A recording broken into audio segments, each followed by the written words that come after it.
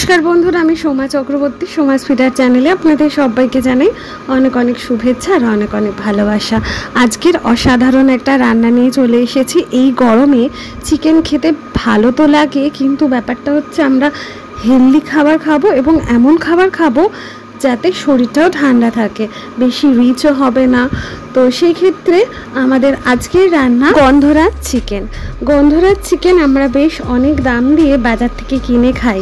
এটা খুব সহজ পদ্ধতিতে আমরা গন্ধরাজ চিকেন বাড়িতে বানিয়ে নিতে পারি, তাও খুব হেলদি ভাবে এবং ভীষণ টেস্টি ভাবে। পুরো ভরপুর গন্ধরাজ লেবুর গন্ধ পাবেন আমার এই পদ্ধতিতে যদি চিকেনটা বানান। গন্ধরাজ লেবু তার জন্য আমি নিয়েছি মোটামুটি 1 কিলোর কাছাকাছি চিকেন, মোটামুটি 900 মতন। আমি এই গন্ধরাজ লেবুর একটা মানে 4 ভাগের 1 ভাগ নিয়ে নিয়েছি। আর এইটার মধ্যে লেবুর বিচিগুলো ফেলে দেবো। লেবুর কোয়াগুলো মানে বিচিগুলো যদি থাকে তাহলে কিন্তু মুখে পড়লে খুব বাজে লাগবে, সেই কারণে সব ভালো করে ফেলে দেবো। আর ফেলে দিয়ে তারপরে এটা রসটা চিপে দিয়ে দেবো চিকেনের মধ্যে, একেবারে পুরো নিংড়ে দিয়ে দেবো। হ্যাঁ, পুরো নিংড়ে একেবারে দিয়ে দেবো। যতটা রস রয়েছে এইটুকুর মধ্যে পুরোটা এর মধ্যে দিয়ে দেবো। তো আমার যেহেতু চিকেনের পরিমাণটা অল্প সেই কারণে আমি কিন্তু একটা নিয়েছি। তোমরা যদি 1.5 কিলো বা সামথিং আরও বেশি করো তাহলে কিন্তু সেই অনুযায়ী পরিমাণটা নেবে। আর এইদিকে দেখো টক দইটাকে আমি একটু ফেটিয়ে নিয়েছি মিক্সার গ্রাইন্ডারে। হ্যাঁ, তো এবার টক দইটা আমি দিয়ে দেবো। টক দই রান্নায় দিলে যেমন ভালো লাগে তেমনি কিন্তু এই গরমের সময় টক দই শরীরের জন্য খুব ভালো। গোলমরিচের গুঁড়ো আর নুন দিয়ে দিলাম আমি। হ্যাঁ, তো দেখো নুনটা পরিমাণ মতন দিতে হবে, যতটা নুন তুমি চাও বা তোমার টেস্ট অনুযায়ী দেবে। দিয়ে ভালো করে হাতের সাহায্যে তোমাকে চিকেনটাকে মাখাতে হবে। মাখিয়ে এই গন্ধরাজ লেবুর যে এটা আমি এর মধ্যে দিয়ে দিলাম যাতে এর ভেতর গন্ধরাজ লেবুর সেন্টটা ঢোকে।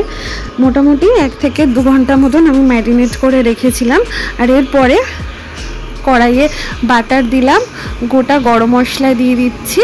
হ্যাঁ, দারচিনি, এলাচ, লবঙ্গ, এলাচগুলোর মুখগুলো খুলে দিয়েছি আর একটা তেজপাতা চিড়ে দিয়ে দিলাম। হ্যাঁ, তো দিয়ে হালকা একটুখানি নাড়িয়ে চাড়িয়ে নেব। আর বেশি পুড়ে যাওয়ার চান্সেস থাকবে কারণ বাটার দিয়েছি সেই কারণে। তারপরে আমি পেঁয়াজ পেস্টটা দিয়ে দিলাম। আমি পেঁয়াজটা অল্প দিয়েছি কারণ আমি একটু লাইটভাবে করতে চেয়েছিলাম, সেই কারণে তোমরা চাইলে বেশিও দিতে পারো।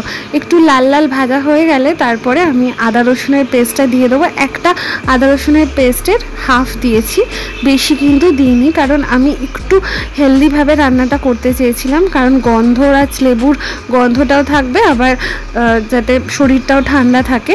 তারপর ম্যারিনেট করা চিকেনগুলোকে নিয়ে আমি ওপর থেকে তুলে নিচ্ছি।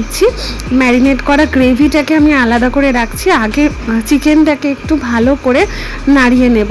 হ্যাঁ, ভালো করে একটু কষিয়ে নেব আর এই লেবুটারটা ফেলে দেবো। আর এটা আমি রেখে দিলাম, পরে আমার কাজে লেগে যাবে। এবার ভালো করে যতক্ষণ না চিকেনের কালারটা চেঞ্জ হয়ে যাচ্ছে ততক্ষণ কিন্তু আমাদের এইভাবেই নেড়ে যেতে হবে। হ্যাঁ, আর একটু হাই ফ্লেম দিতে হবে। হ্যাঁ, হাই ফ্লেমে এটা একটু কষিয়ে নিতে হবে। দেখো আমার চিকেনের কালার টোটালি চেঞ্জ হয়ে গেছে, একদম সাদাটে থেকে একটু লালচে লালচে হয়ে গেছে। তার মানে আমার মোটামুটি হয়ে গেছে চিকেনটাকে কষানো। এই টাইমে আমি দিয়ে দেবো হচ্ছে এই ম্যারিনেট করার যে গ্রেভিটা ছিল, হ্যাঁ এটা দিয়ে দিলাম। তারপরে সামান্য একটুখানি জিরের গুঁড়ো দিয়ে দিচ্ছি। হ্যাঁ, খুবই সামান্য। আর তারপরে একটু চিনি দিয়ে দিচ্ছি স্বাদটাকে ব্যালেন্স করবার জন্য। এটা হচ্ছে কাঁচা লঙ্কা পেস্ট আমি দিচ্ছি। হ্যাঁ, আমি বেশি করে রেখেছি, মোটামুটি 3-4টে মতন এর মধ্যে পড়লো। তারপর পরিমাণ মতো নুন দিতে হবে। হ্যাঁ, আমার এমনিতেও ম্যারিনেটে একটু নুন দেওয়া আছে, তাহলেও এটা নুন দিতে হবে একটু সামান্য। তারপরে আবার একটু হালকা হাতে নাড়িয়ে চাড়িয়ে নিতে হবে একটু কিছুক্ষণ, মিনিট 5-10। তারপর ঢাকা দিয়ে রেখে দিতে হবে। ঢাকা দিয়ে মোটামুটি কিছুক্ষণ রেখে দিতে হবে, মিনিট 5-10 মতন। তো দেখো এটা যেমন খেতে খুব ভালো লাগে তেমনি কিন্তু শরীরের জন্য ভালো, কারণ বেশি তেল মশলা নেই কিন্তু। এটা অবশ্যই বাড়িতে খেতে পারো, একদম টাটকা টাটকা চিকেন দিয়ে কিন্তু বেশ ভালোই হয়।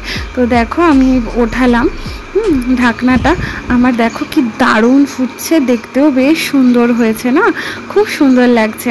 হ্যাঁ, তো আমার চিকেনটা কিন্তু একদম রেডি হয়ে গেছে। হ্যাঁ, এরপরে আমি উপর থেকে দিয়ে দেবো হচ্ছে গোলমরিচের গুঁড়ো, তারপরে একটু সামান্য গরম মশলা, তারপরে একটু বাটার আর গন্ধরাজ লেবু, আরেকটা 4 ভাগের 1 ভাগ নিয়ে নিয়েছি। হ্যাঁ, তো নিয়ে আমি একদম চিপে চিপে চিপে চিপে দিয়ে দিচ্ছি। হ্যাঁ, দিয়ে ভালো করে নাড়িয়ে নিতে হবে। একদম ফ্লেম আমি এবার অফ করে দিচ্ছি। এইবার অফ করে বন্ধ করে আর কি এবার গন্ধরাজ লেবুর যে পাতাটা আছে সেই পাতাটা আমি এর মধ্যে দিয়ে দিচ্ছি। ফ্লেম কিন্তু বন্ধ, মানে আমি গ্যাসটা বন্ধ করে দিয়েছি। এইবার গন্ধরাজ লেবুর পাতাটা আমি ঢুকিয়ে দিয়েছি, দিয়ে মিনিট 15 করে এইভাবে আমি রেখে দেবো। এই অবস্থায় এটা কিন্তু গরম করা যাবে না, ফ্লেম অন করা যাবে না, তাহলে কিন্তু তিতো হয়ে যাওয়ার চান্সেস থাকবে, লেবু পাতা তিতো হয়ে যাওয়ার চান্সেস থাকবে। তো এবার উপর থেকে সাজিয়ে দিলাম। আর তোমরা ভালো করে মাথায় রাখবে, লেবু পাতাগুলো কিন্তু সার্ভ করবার সময় উঠিয়ে ফেলে দেবে। আর তারপরে যখন গরম করবে আবার, তখন কিন্তু লেবু পাতা দিয়ে কিন্তু গরম করা যাবে না, তাহলে তিতো হয়ে যাওয়ার চান্সেস থাকে।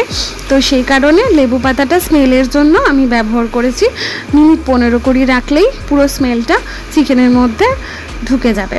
তো এটা ভাতের সাথে, গরম গরম ভাতের সাথে, নান, রুটি, পরোটা যে কোনো কিছুর সাথে খুব ভালো যায়, ভীষণ হেলদি। এই গরমে রিচ খাবার খাওয়ার থেকে ভালো এই ধরনের লাইট খাবার খাওয়া, অল্প তেল দিয়ে, খুব ভালো লাগে খেতে। অবশ্যই বাড়িতে ট্রাই করো এই রান্নাটা এবং আমাকে জানাতে ভুলো না আমার এই রেসিপিটা তোমাদের ঠিক কেমন লাগলো। ভালো লাগলে অবশ্যই আমার চ্যানেলের পাশে থেকো, একটা সাবস্ক্রাইব করে আর একটা ফলো করে। সবাই খুব ভালো থেকো, সুস্থ থেকো, টাটা।